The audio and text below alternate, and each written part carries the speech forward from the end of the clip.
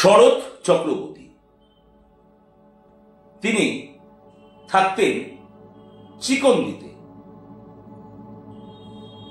তিনি বাবার ভক্ত ছিলেন, বাবার অনুগামী ছিলেন। একবার শরৎবাবু পিঠে এক অজানা ব্যথায় প্রচন্ড কষ্ট পাচ্ছিলেন। দেখ, তোরা যেহেতু ডাক্তার, তোদের কাছে ব্যাপারটা বুঝতে আরো সহজ হবে যে কেন আমি পিঠের অজানা ব্যথা বললাম। সেই সময় উনি বহু ডাক্তারের সাথে যোগাযোগ করেন। ওই সময় উনি বহু ডাক্তারের সাথে যোগাযোগ করেন, নানা ধরনের ওষুধ খান, পরীক্ষা নিরীক্ষা করান, কিন্তু ডাক্তাররা এই পিঠের ব্যথার কারণই খুঁজে পাচ্ছিলেন না, অসুখের কারণই ডাক্তাররা ধরতে পারছিলেন না। এই কারণে আমি অজানা পিঠের ব্যথা বললাম। তো যাই হোক, অজানা পিঠের ব্যথায় প্রচন্ড কষ্ট পাচ্ছিলেন। যখন ডাক্তারদের কাছে গিয়ে কোনো সুরাহা মেলে না, সুরাহা পাননি, তখন তিনি চিন্তা করেন যে বারোদির আশ্রমে বাবার কাছে থেকে বাবার কিছুদিন যদি সেবা পুজো করা যায়, তাহলেই মনে হয় তার এই পিঠের ব্যথা থেকে সে মুক্তি পাবে। বাবার ভক্ত হওয়ার কারণে, অনুগামী হওয়ার কারণে তার এই কথাটা মনে হয়।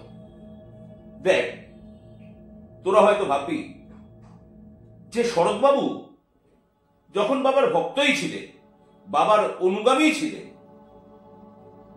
তাহলে আর তার ডাক্তারদের কাছে যাওয়ার কি দরকার ছিল? তাহলে তার ডাক্তারদের কাছে যাওয়ার কি দরকার ছিল? সে তো বাবার কাছে গেলেই বাবা এই রোগ থেকে তাকে মুক্ত করে দেয়। কিন্তু মনে রাখবি মা, বাবা কিন্তু খুব বাস্তববাদী ছিলেন। বাবা তার ভক্ত শিষ্যদের বলেছিলেন, বাস্তবের মাটিতে দাঁড়িয়ে সবকিছু বিচার করতে হবে। তাই বাবা মানুষকে উপদেশ দিতে শরীর খারাপ হলে আগে ডাক্তারের কাছে যাবি। যদি ডাক্তার তোর রোগ সারাতে অসমর্থ হয়, নিরুপায় থাকে, তাহলে তুই আমার কাছে আসিস, আমাকে জানাস, আমার কাছে এসে হোক, তোর মনে মনে হোক। কেননা বাবা কখনো চাননি যে কোনো মানুষ তার রোজগার থেকে বঞ্চিত হয়। কোনো মানুষ তার রোজগার থেকে বঞ্চিত হয়, যে পেশায় আছে সেই পেশায় যেন তার রোজগার হোক। এই কারণে একবার এক শিষ্যাকে বলেছিলেন, তার ছেলের তখন ছোট ছিল, একটা অসুখ হয়েছিল, তখন বাবা বলেছিলেন তুই ডাক্তার দেখা, কিন্তু ডাক্তারের ওষুধ তুই খাওয়াস না। আগেকার দিনের বুড়োরা যে বনৌষধ থেকে ওষুধ তৈরি করে খাওয়াতো, সেই প্রাচীন ওষুধ খাওয়া, কিন্তু ডাক্তার থেকে ওষুধ নিয়ে সেটা ফেলে দিবি, ডাক্তারের রোজগার যেন তুই নষ্ট করিস না। বাবা এই ধরনের ছিল। তো এই কারণে উনি বাবার ভক্ত হওয়ার কারণে, অনুগামী হওয়ার কারণে এই জিনিসটা উনি ভালো মতো জানতেন। তো এই কারণে প্রথমে উনি আগে ডাক্তারদের কাছে যান। যখন ডাক্তাররা তাকে সুস্থ করতে পারেন না, তার রোগটাই ধরতে পারেন না যে কেন তার ব্যথা হচ্ছে, তখন সে মনে মনে সংকল্প করেন যে এবার উনি বারোদিতে গিয়ে বাবার আশ্রমে বাবার কিছুদিন সেবা পুজো করে সে এই রোগ থেকে মুক্ত হবে, এটা তার বিশ্বাস ছিল। তো যথারীতি কথা অনুযায়ী সে একদিন বারোদির আশ্রমে এসে উপস্থিত হয়। বাবাকে প্রণাম করে সোজা গোয়ালিনী মার কাছে চলে যায়। কেননা গোয়ালিনী মা বাবার বাবার ব্যবস্থা বাবাকে খাইয়ে দিতেন। গোয়ালিনী মা যেহেতু বাবার পূর্বজন্মের মা কমলা দেবী ছিলেন, এই ঘটনা আমি পরে বলবো আবার তোদের। তো যাই হোক, গোয়ালিনী মার কাছে গিয়ে উপস্থিত হন। গোয়ালিনী মাকে শরৎবাবু খুলে সবকিছু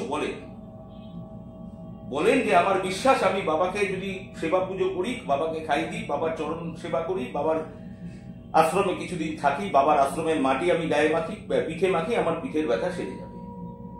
তো যথারীতি বাবার যখন আহারের সময় হয়, খাওয়ার সময় হয়, গোয়ালিনী মার থেকে বাবার খাবার নিয়ে সোজা বাবার ঘরে গিয়ে বাবাকে খাওয়াতে যান। খাবার নিয়ে এক গ্লাস খাবার বাবার মুখের সামনে তুলে ধরে। বাবা সোজা মুখ ঘুরিয়ে দেন, সেই খাবার বাবা গ্রহণ করেন।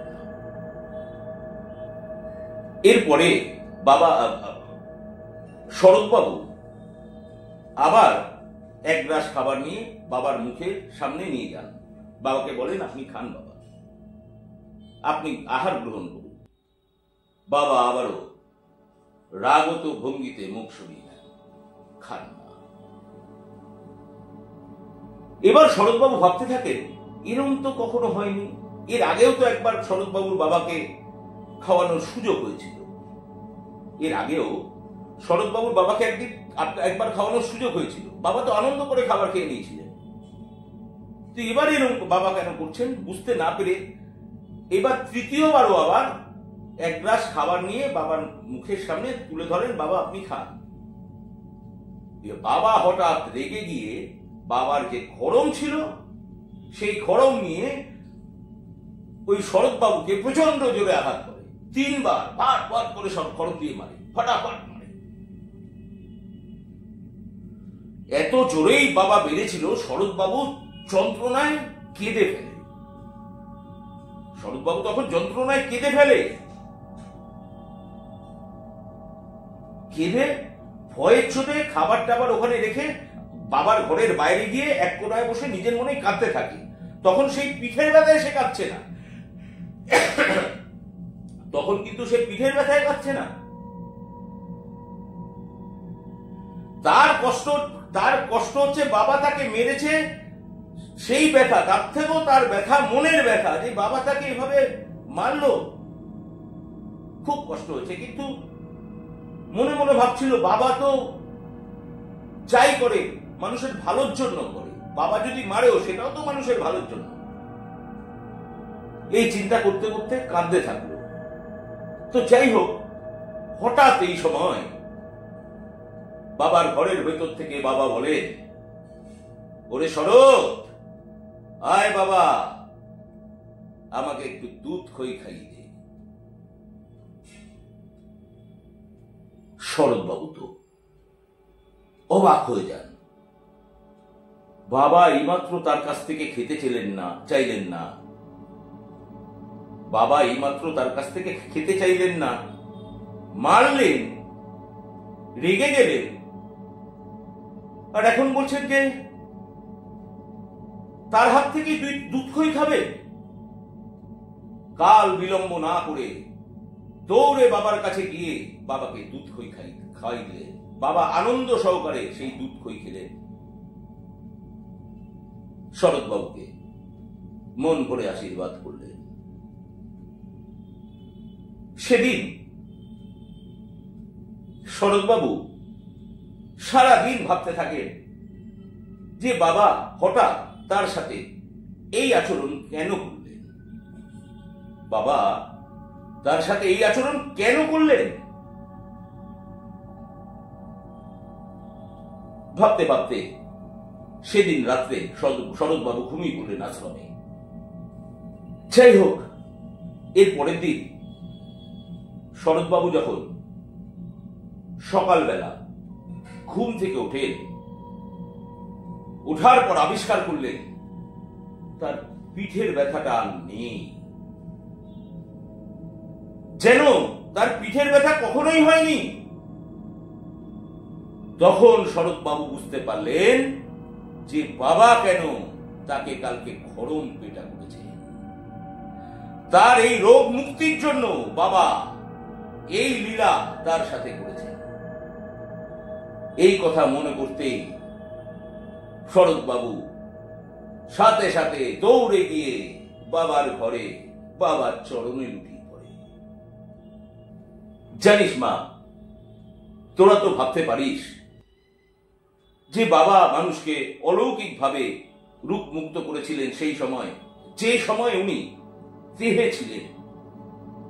তোরা তো ভাবতে পারিস না, কিন্তু জানিস মা, আমি বাবার এমন এমন অনেক ভক্ত শিষ্যকে জানি, চিনি ব্যক্তিগতভাবে, যারা এইভাবে একইভাবে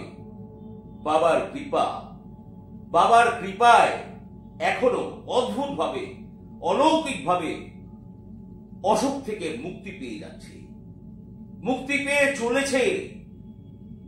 তাই তোদের বলি মা, বাবা যখন দেহে ছিলেন তখন যেমন তার ভক্ত শিষ্যদের রক্ষা করছিলেন নানা রকম বিপদ আপদ, দুঃখ, দুর্দশা, এছাড়াও নানা রকম দুরারোগ্য ব্যাধি থেকে যেভাবে রক্ষা করছিলেন, আজ বাবা তার আদি দৈবিক মূর্তিতে অবস্থান করে আমাদের মতো সাধারণ ভক্ত শিষ্যদের রক্ষা করে চলেছে। তাই তো আমি বলি মা, পরম ব্রহ্ম বাবা লোকনাথ, তস্मै শ্রী গুরবে নমঃ। জয় শ্রী গোলকনাথ, জয় শ্রী গোলকনাথ, জয় শ্রী গোলকনাথ।